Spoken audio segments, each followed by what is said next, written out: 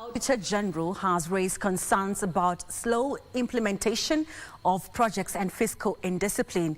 Auditor General Nancy Gathungu cites projects that are yet to start 5 years after funding was secured, as well as other projects whose timelines have lapsed with significant fund balances which have not been utilized.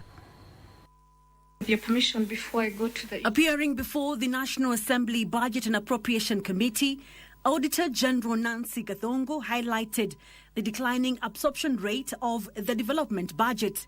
We have needs in this country, and sometimes we sort of jump the gun or put the cart before the horse in terms of getting funding to implement or to bring change or bring activities that will bring improvements in the lives and livelihoods.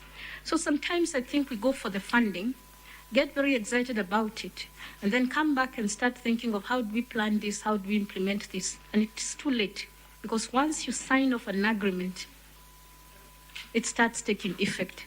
She notes that some donor-funded projects are taking more than 5 years before they are initiated, citing the Kenya-South Sudan Link Road project, supported by the German Development Bank, with funding of 12.6 billion shillings, and the promotion of youth employment and vocational training project phase 2 at 1.3 billion shillings, which is yet to start.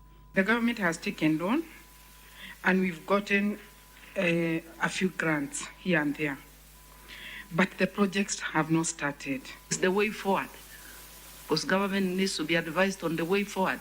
Keep repeating issues because they are not being implemented and there is no change or there is no action.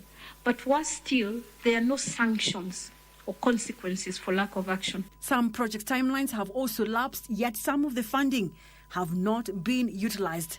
For instance, the East Africa's Center of Excellence in Skills and Education in Biomedical Sciences projects, which has only absorbed 1.1 billion shillings out of 3.67 billion shillings. Based on this, she says it is hard to track external loans and grants for development. Loans, borrowings, whether domestic or external, are done to fund the budget, which means it becomes very, very difficult to follow the use of a certain loan or the use of a certain grant, specifically to projects and programs. And this is where the problem comes in, because if we are borrowing concessionary loans at high interest rates, then we should ensure that they are utilized for development so that there are future benefits that can be seen arising from those loans. She says the Treasury single account will aggregate revenue collection, but it has to be integrated with other IFMIS system for it to work.